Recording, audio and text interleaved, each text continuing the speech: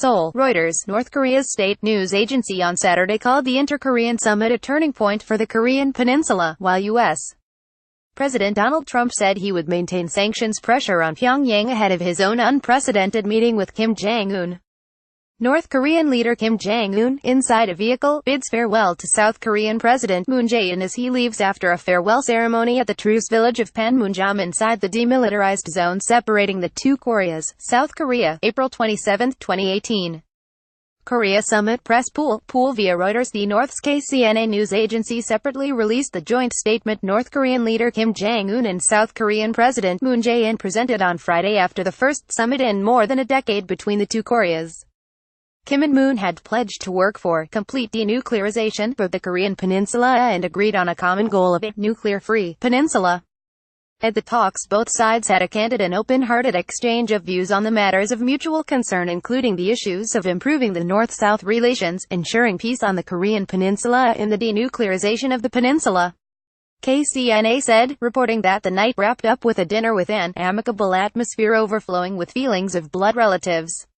A day after the meeting between Kim and Moon produced dramatic images and a sweeping declaration of goodwill, South Korean media were replaying striking scenes of the two leaders, and North Korea's main state newspaper published a multi-page spread with photos from the visit. Most of the specific commitments outlined in the official declaration focused on inter-Korean relations and did not clear up the question of whether Pyongyang is willing to give up its arsenal of nuclear weapons and ballistic missiles. South Korean President Moon Jae-in and North Korean leader Kim Jong-un meet in the truce village of Panmunjom.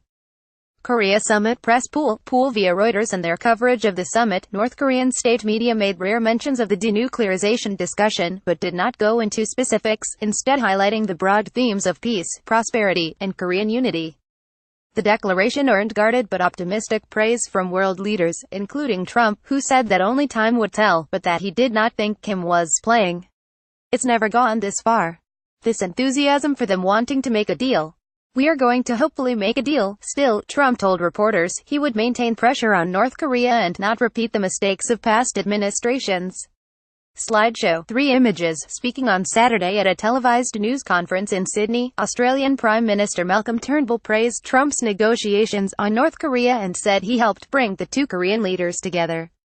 "I have given him that credit because Donald Trump has taken a very, very strong, hard line on the denuclearization issue, and he has been able to bring in the support of the global community and, in particular, China," Turnbull said. North Korea's economic relationship is overwhelmingly with China. And so China's preparedness to impose those sanctions has been the critical change that has put the economic pressure on North Korea. Turnbull said the pressure from China and the U.S. had brought Kim to the point of denuclearizing the Korean peninsula. "What we've now got to do is not relent on the economic pressure until that goal is achieved," he said.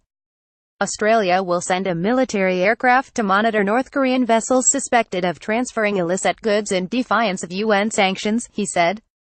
An editorial in the official China Daily on Saturday said denuclearization could end hostilities between the two sides and usher in a new era of development on the peninsula, but noted Friday's declaration lacked a plan for achieving the goal. The denuclearization of the peninsula, written into the Panmunjom Declaration, is only a prospect with no specific plan.